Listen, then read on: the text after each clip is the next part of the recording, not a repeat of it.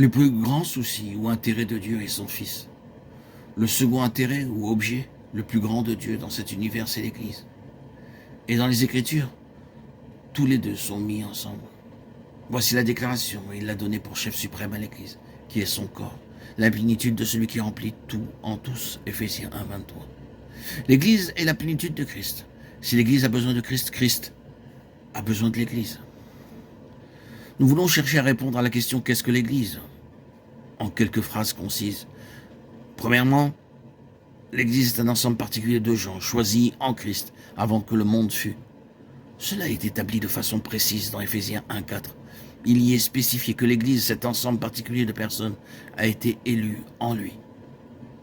Tout ainsi, tout aussi précisément que Christ a été élu, Luc 9, 35, Psaume 89, 19, Ésaïe 42, 1, et établi, Hébreux 1, 2, 3, 2. De même, l'Église l'a été. L'Église est un ensemble de gens appelés hors des nations pour être maintenant un peuple céleste. Non pas plus tard, dans les âges à venir, mais maintenant. Cela est clairement contenu dans Actes 15, 14. Dieu a d'abord jeté les regards sur les nations pour choisir du milieu d'elles un peuple qui porte son nom. Et c'est à cela que notre Seigneur a fait allusion lorsqu'il a dit « Je bâtirai mon Église » Matthieu 16, 18. L'Église est un ensemble de gens qui, bien qu'appelés individuellement, ne sont pas simplement autant d'individus. Ils n'ont jamais été élus individuellement, ils n'ont jamais été choisis séparément, mais comme un tout. C'est très important de s'en souvenir.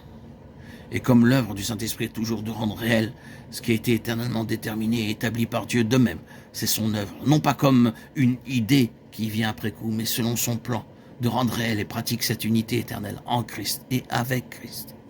Car c'est là le dessein de Dieu. Arrivé à ce point, je désire citer un passage tiré d'un livre publié il y a plusieurs années, qui présente la chose d'une façon de loin meilleure à ce que je peux dire. Et je le reproduis ici, parce que ce n'est pas de moi. Il est essentiel, pour la juste considération de ce sujet, c'est dire l'Église, que la magnificence du concept néo-testamentaire de l'Église soit saisie. Dans les épîtres aux Éphésiens et aux Colossiens, la vie de l'Église, qui est le corps de Christ, est exposée. La vision de l'Église est exposée. Elle est vue là comme la compagnie idéale, invisible, indivisible et inviolable des rachetés du présent âge.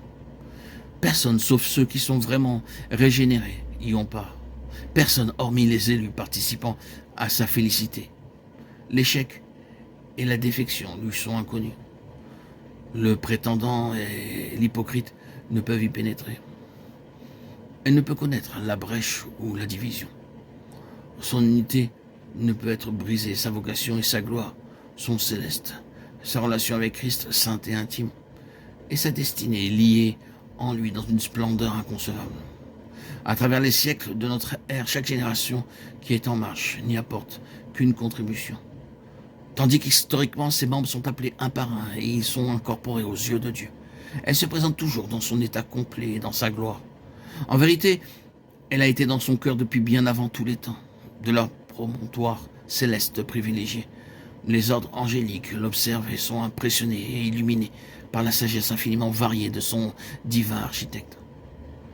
À travers les années rapides et décadentes de cet âge, Christ lui-même est son constructeur, ajoutant pierre par pierre à ce temple excessivement magnifique, attendant lui-même pendant ce temps, ce jour-là, où finalement complète, sanctifiée, magnifique, immaculée et resplendissante d'une gloire céleste, elle doit lui être présentée et être introduite dans la pleine jouissance d'une intimité éternelle de félicité.